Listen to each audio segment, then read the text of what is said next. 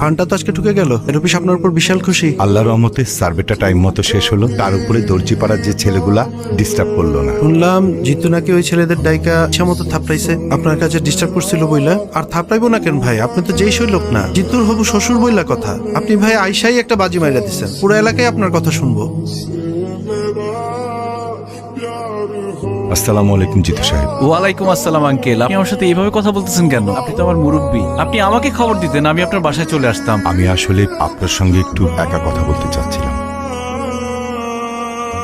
আমার মেয়ে এসা আমার মনের অবস্থা বোঝার মতো অবস্থা ওর নাই। একটা অসহায় বাবা হিসেবে আপনার কাছে আসা ছাড়া আমার কোনো উপায় ছিল না। আমি জানি আমার মেয়েটা আপনাকে ভালোবাসে। ও যেটাকে ভালোবাসা মনে করতেছে আসলে সেটা তো ভালোবাসা না, শুধু একটা মোহ।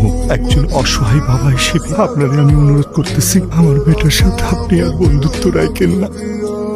আমি আশা করব আপনি আমার একটু রাখবেন।